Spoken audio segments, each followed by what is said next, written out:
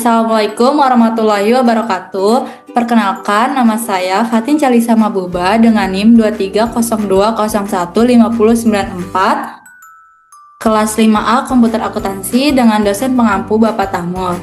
Di sini saya akan memperlihatkan bagaimana caranya setup data accurate sesuai dengan modul 1. Oke, di sini modul 1-nya itu ada PT Ekonom Jaya sebagai perusahaan yang bergerak di bidang bisnis mebel. Perusahaan berdiri sejak 2019. Semakin berkembangnya bisnis yang dijalankan, maka per 1 Januari 2023, manajemen memutuskan untuk menggunakan Accurate Online untuk proses pencatatan akuntansi operasional perusahaan. Nah, di sini kita perlu transfer database-nya perusahaan ke data yang ada di Accurate kita. Jadi, yang pertama dilakukan itu teman-teman harus login dulu ke akun Accurate-nya. Jadi jika kalian belum punya akun Accurate-nya, kalian bisa daftar dulu. Tapi kalau kalian sudah punya akun ya, kalian bisa langsung login. Nah, nanti tampilan awalnya itu seperti ini. Untuk kita membuat datanya itu, kita bisa ini data usaha kita tambah. Lalu kita harus isi nama usahanya itu sesuai dengan yang ada di modul. Di sini nama perusahaannya itu PT Ekonom Jaya. Dua kali dong. PT Ekonom Jaya. Nah, bidang usahanya ini others atau lainnya. Lalu kita klik buat usaha. Lalu kita klik lanjutkan.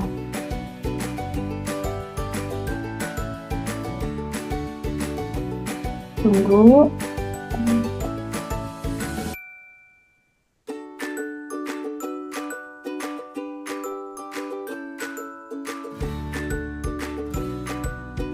Lalu di sini kategori usahanya kita pilih. Itu kan di sini level distribusinya itu distribusi. Jadi kategori usahanya itu distributor.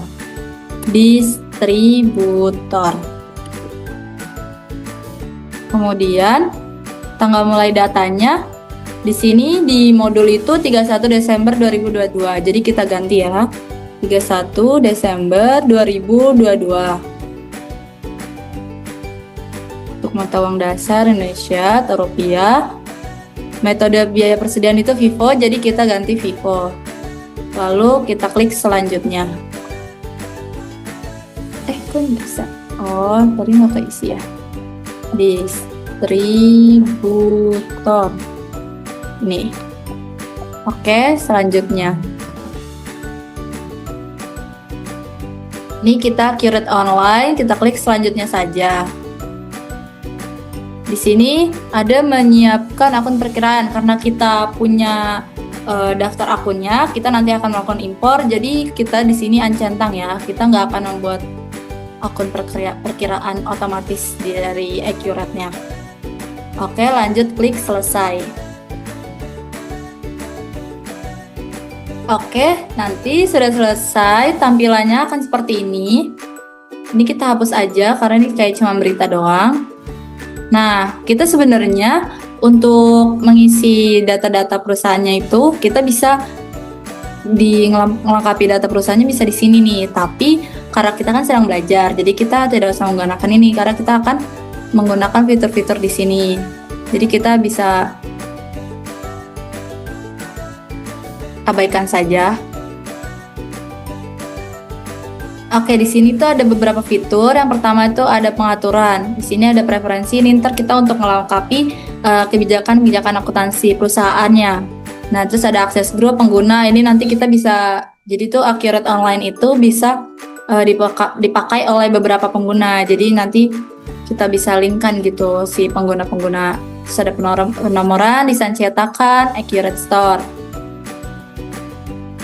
Lalu ada fitur perusahaan. Nah, fitur perusahaan ini tuh nanti untuk perincian kebijakan akuntansinya. Di sini tuh ada pajak, syarat pembayaran, pengiriman FOB, gaji atau tunjangan, karyawan, transaksi berulang, proses akhir bulan, kontak, transaksi favorit, kalender, dan log aktivitas. Lalu fitur selanjutnya ada buku besar. Di buku besar ini ada akun perkiraan nih. Nanti kita untuk menginput daftar-daftar akunnya. Di sini ada juga pencatatan beban dan pencatatan gaji. Nah, ini tuh pencatatan beban sama gaji yang di sini tuh untuk yang non tunai. Terus ada jurnal umum, monitor anggaran, transfer anggaran, histori akun, lalu ada log aktivitas jurnal. Selanjutnya ada fitur kas dan bank. Kas dan bank tuh ada pembayaran. Nah, pembayaran kas dan bank ini tuh kalau yang pembayarannya tunai. Terus ada penerimaan, transfer bank, SmartLink e-banking, rekening koran, histori bank, rekonsiliasi bank, SmartLink virtual account, sama SmartLink e-payment. Selanjutnya ada fitur penjualan. Nah, fitur penjualan itu ntar yang secara tunai maupun non tunai itu di sini ntar ada penawaran penjualan, ada pesanan penjualan, pengiriman pesanan, uang muka penjualan, faktur penjualan, penerimaan penjualan, retur penjualan, kategori pelanggan, kategori penjualan, pelanggan, penyesuaian harga atau diskon, komisi penjualan, target penjualan, SmartLink e-commerce, atau check-in. Lalu ada fitur pembelian juga ini yang dilakukan secara tunai atau non tunai. Ini ntar ada pesanan pembelian, lalu penerimaan barang, uang muka pembelian, faktur pembelian, pembayaran pembelian, retur pembelian, harga pemasok, kategori pemasok, perintah pembayaran, transfer pemasok. Lalu ada fitur persediaan.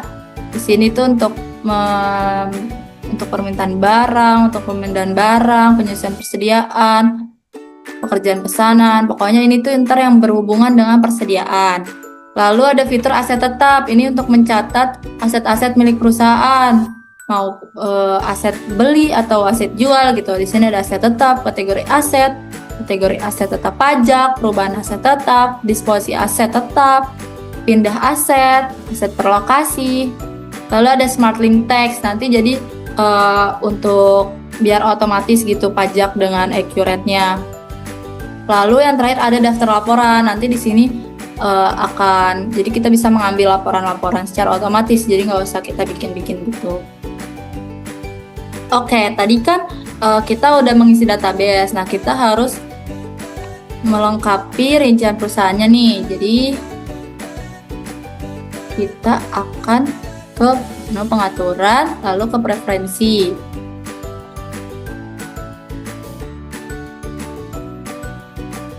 Nah, yang perusahaan ini, info perusahaan, kita harus sesuaikan nih dengan yang di sini, yang di modul nih. Kita salin aja teleponnya. Bisa. Teleponnya. Lalu faksimilenya kita lengkapi ya. Terus email juga.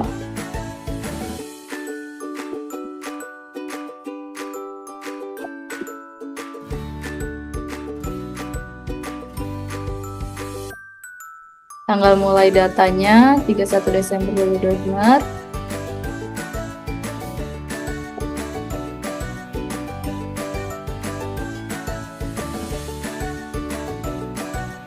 Lalu alamatnya Jalan TB Jalan, kita salin aja biar cepat. Cari kota Kabupaten Surabaya, Kota Surabaya, Jawa Timur. Kode posnya 60155. Oke, kalau sudah kita keisi semua, ini juga udah diisi semua kan? Oke, langsung kita simpan.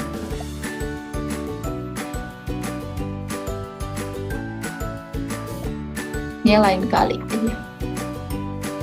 Oke, langkah selanjutnya itu kita Lengkapi fitur sesuai dengan kebijakan akuntansi pada perusahaan.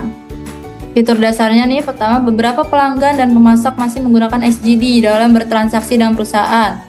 Perusahaan adalah perusahaan kena pajak yang memungut dan membayar PPN. Aset perusahaan diakui dalam pencatatan perusahaan. Oke, langkah pertamanya itu kita ke menu pengaturan, lalu ke preferensi. Lalu kita klik yang fitur. Nah, di bagian perusahaan, tadi kan dibilang perusahaan masih menggunakan SGD dalam bertransaksi, berarti multi mata uangnya kita centang. Perusahaan adalah pengusaha kena pajak, jadi ini pajak kita centang. Lalu aset perusahaan diakui dalam pencatatan perusahaan, berarti pencatatan aset. Nah, yang lainnya yang tidak ada di dalam modul kita uncentang. Lalu bisa kita simpan.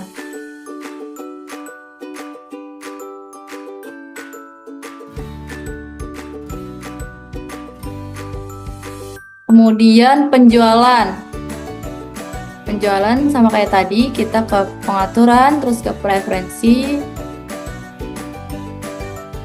Nanti aja nanti habis penjualan pembelian. Kita ke penjualan. Ke fitur. Bagian yang penjualan. Nah, penawaran penjualan dibuat dan dikirimkan kepada pelanggan. Berarti ini ya, dicentang. Lalu retur penjualan sebagai pengurang nilai piutang berlaku untuk barang yang rusak atau cacat. Retur penjualan berarti dicentang. Perusahaan menghitung dan membayar komisi salesman. Berarti ini kita centang tenaga penjual atau salesman. Lalu perusahaan mengirimkan barang melalui jasa pengiriman. Nah, ini ya jasa pengiriman. Lalu ada perusahaan memberikan syarat dan tenggang waktu pelunasan kepada pelanggan. Ya, berarti yang syarat pembayaran. Jadi sisanya kita uncentang. Konsinyasi barang nggak ada, penyesuaian barang nggak ada. Jadi 5 centang. 1, 2, 3, 4, 5. Oke, selanjutnya kita atur di bagian pembelian. Itu kita ke pengaturan, preferensi kayak tadi. Lalu kita ke yang fitur, yang pembelian. Di sini bagian accounting membuat PO atau purchase order. Jadi di sini pesanan pembelian. Pembelian ini yang kita centang ini pesanan dan daftar pemasok. Nah, ini sama ini berarti klien pemasoknya enggak. Lalu centang fitur biaya pembelian dan pemasok lain. Berarti yang tagihan di muka enggak. Jadi kita 3 ini aja. Lalu di bagian persediaan.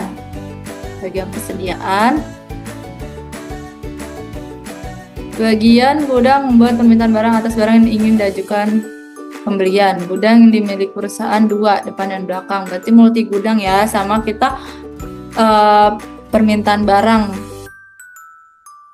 Ini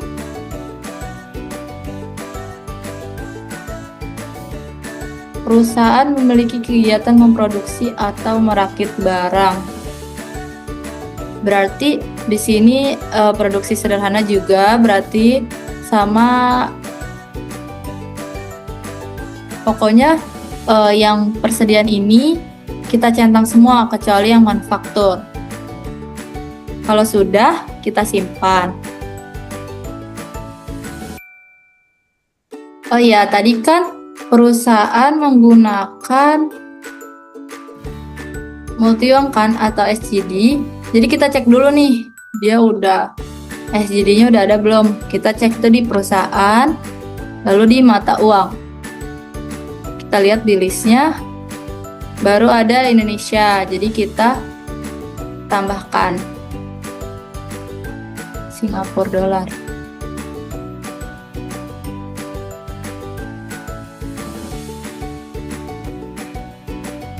Oke, kita simpan. Kita lihat listnya. Nah, sudah ada kan?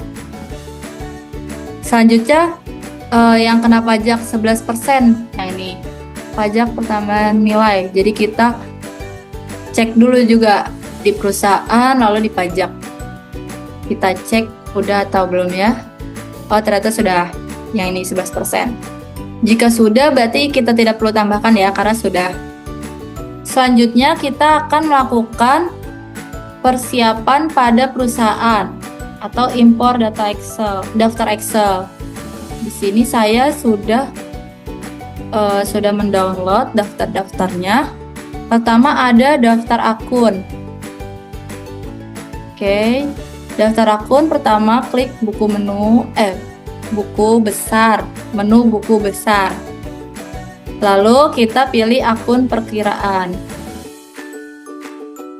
Lalu kita pilih yang hijau ini atau listnya ini. Kemudian kita impor data. Impor dari Excel.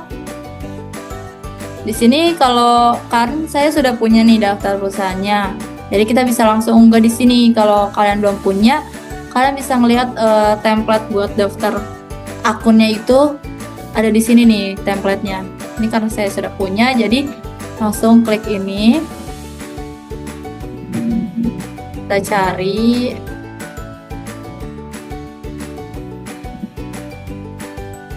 Daftar akun ya. Kita daftar akun ini berarti open. Klik unggah. Pemetaan kolom data kita loncat saja, kita langsung lanjutkan. Lalu di sini kita centang nih yang lakukan update. Jadi biar nggak ada double gitu akunnya. Lalu kita lanjutkan. Impor data, kita tunggu aja.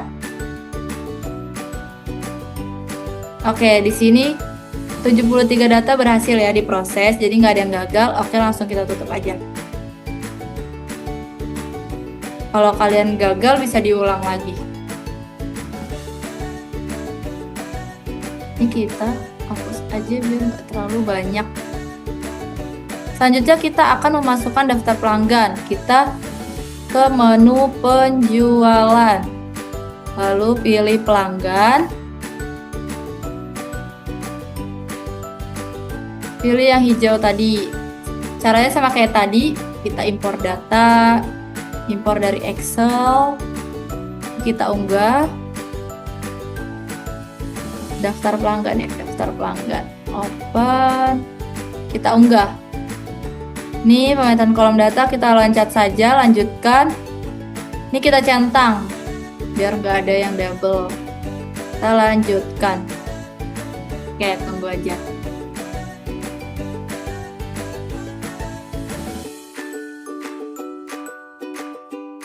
Oke, 6 data berhasil diproses. Tutup. Selanjutnya kita akan memasukkan daftar pemasok. Daftar pemasok. Kita akan ke menu pembelian. Pembelian. Lalu ke pemasok. Kayak tadi caranya kita yang ke list hijau ini, yang hijau. Kita impor data, impor dari Excel. Kita masukkan yang daftar pemasok. Open. Unggah. Ini pemetaan kita loncat. Jangan lupa kita centang. Lalu lanjutkan. Impor data. Oke, 6 data berhasil diproses juga. Kita tutup. Ini kita silang aja biar tidak terlalu banyak. Selanjutnya ini kita akan masukkan daftar barang. Tapi sebelum kita memasukkan daftar barang, kita harus menambahkan kategori-kategorinya. Jadi caranya itu ke menu persediaan, lalu ke kategori barang.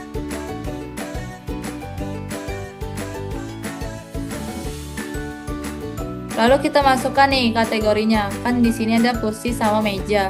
Kita tulis kursi. Kita simpan. Lalu meja.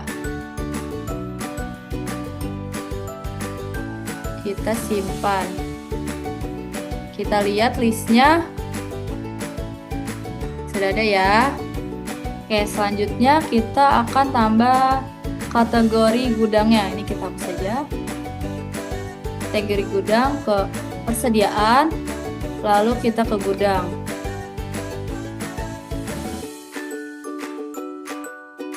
Oke, kita lihat di sini di listnya. Di sini ada utama. Utama kita ganti aja jadi gudang depan. Gudang depan. Simpan, lalu kita tambahkan sebentar, menunggu. Kita tambahkan gudang belakang. Kita simpan. Kita lihat listnya. Nah, di situ sudah ada gudang depan dan belakang. Oke, jika sudah kita melakukan kategori persediaan sama gudangnya, kita masukkan daftar barang. Kita ke persediaan, lalu kita ke barang dan jasa. Sama kayak tadi, kita pilih yang hijau ini, impor data, impor dari Excel. Kita cari daftar barang di sini ya, open, lalu kita unggah. Pemetaan kita lanjutkan aja. Jangan lupa kita centang, lakukan update, kita lanjutkan. Tunggu impor data.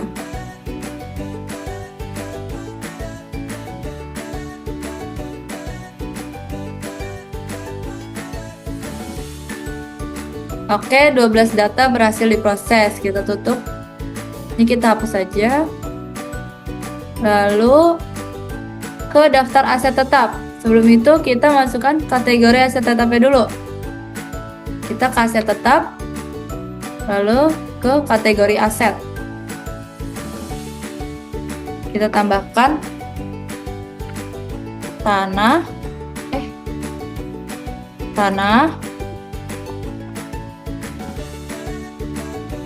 lalu gedung,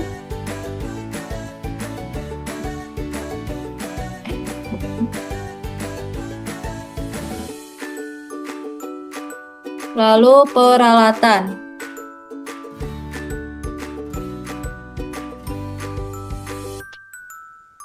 Oke, kalau sudah, kita input daftar aset tetapnya ke aset tetap, lalu aset tetap. Kayak tadi kita pilih yang hijau, impor data, impor dari Excel, unggah, daftar aset tetap, open, kita unggah. Ini kita lanjutkan. Dia nggak ada ini ya yang centang-centang, jadi kita langsung lanjutkan aja. Kita impor data, kita tunggu. Oke, 4 data berhasil diproses. Lalu kita tutup.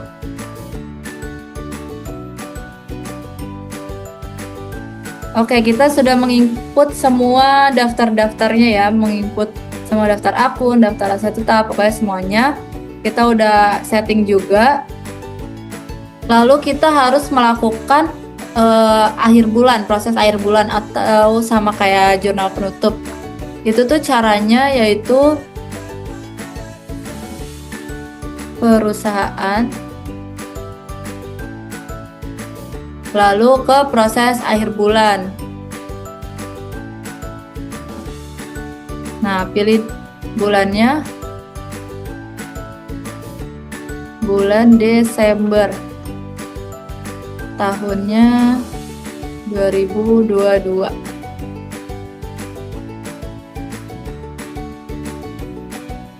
Lalu kita simpan. Ini kita udah sampai 9.800 ini SJD-nya. Oke, lalu kita simpan. Oke, setelah proses akhir bulan kita bisa melihat daftar laporannya di daftar laporan.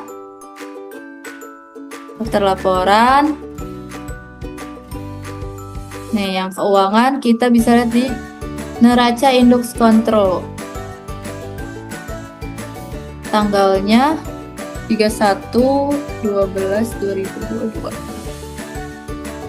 Tampilkan. Nah, seperti ini kita udah muncul.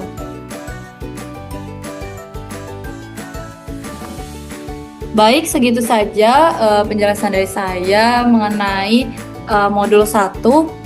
Kurang lebihnya mohon maaf. Wassalamualaikum warahmatullahi wabarakatuh.